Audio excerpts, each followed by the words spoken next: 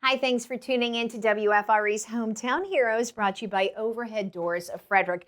We have got Chris Warden with us this morning with Maryland Natural Resources Police. That's right. That's like a mouthful, too.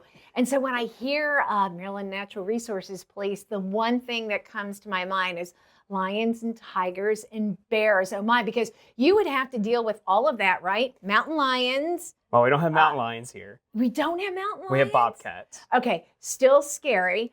Bears? Yes, black bears. All righty. Well, let's go ahead and talk about that. But let's find out about you. Okay. So you graduated from this area. Where did you go to high school? So I went to high school at Fairfield, up there by where Ski Liberty is, or Liberty Mountains, what it's called now. And I graduated there in 2007.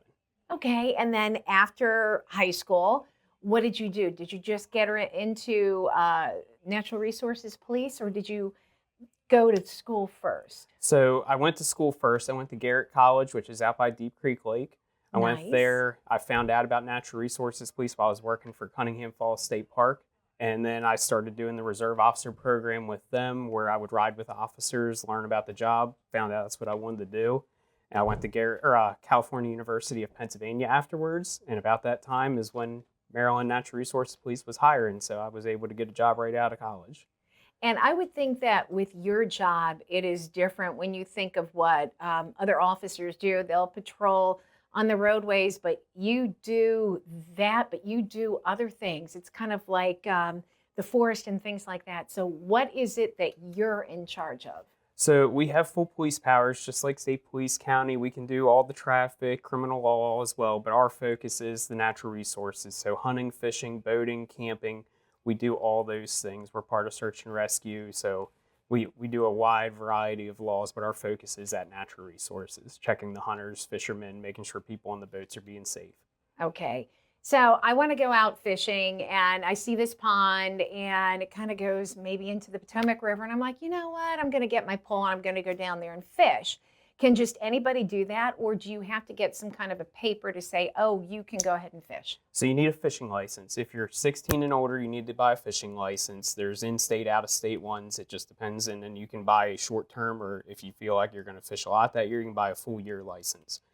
So you would need that. There are 3 free fishing days, which one is going to be this weekend. It's the first 2 Saturdays of June, and July 4th. You don't need a fishing license on those days. You still have to follow all the other rules, but you don't need a fishing license those 3 days out of the year. Okay, so I'm out there fishing, and maybe if I'm hunting and I don't have a license, can somebody get a fine for something like that? Yes. Yep. If you don't have Like a a big or a license, and little? you're supposed to. Well, for hunting licenses, off the top of my head, it's $500. You $500 for not having a If you hunting don't have a license? hunting license, Oh my yep. gosh! And you figure if you're out of state, that license probably costs you close to $200. So the penalty has to be a little more than what it actually costs to buy the license. Sure. Otherwise, you just wouldn't buy it because it'd be the same amount whether you bought it or not. Sure. And you said that you are also in charge of boating safety, and Correct. we are basically at the beginning of summer. Mm-hmm. How could you encourage families to be safe on the water? We've got the Monocacy River, we've got the Potomac River, we have different waterways. What is something that you see time and time again, and you're just like, come on, don't do that? What are some safety tips? Life jackets. That's the biggest thing right now. I mean, there's a time of year here where you have to wear them when you're on the river. It's November 15th through May 15th. You have to wear it. Any other time, they just have to be on the boat and accessible for you to get to if you would need it in an emergency. So the life jackets are the biggest thing I can stress. It doesn't matter if you're on a kayak, if you're tubing, any of those, you still need to have a life jacket with you. Very good. What's the craziest call you've ever gone on? I probably can't say all the crazy ones. I'll give an example of like a jacklighting one that you might find interesting. It's, again, not my craziest, but my first year out, I had a jacklighting stop. I was watching for hunters. That's when they shoot at nighttime from a vehicle with a light. They're normally shooting deer. Okay, so we and call that's that a no-no, jacklighting. right? No, you can't do Okay. that. There's a lot of safety issues with it. There's loaded guns in the car. You're shooting in the dark. There could be houses behind. It's a big problem with safety. Plus, it's poaching. It's out of season when you do it at night like that.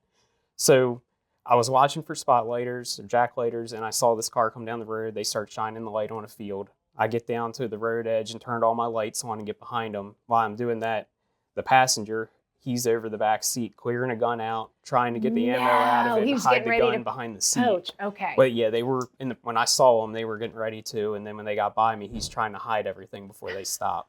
So everything went well after that. It ended up being a mother and son, which is kind of different. You don't normally get a mother and son driving around, but she was driving him, and he was the one that was going to be shooting out of the vehicle that night. Okay, So, well, Mama's going to do anything for her boy. True. So did they get a ticket? Yes. Okay. Yeah. So that's a must appear. That one you have to come to court on.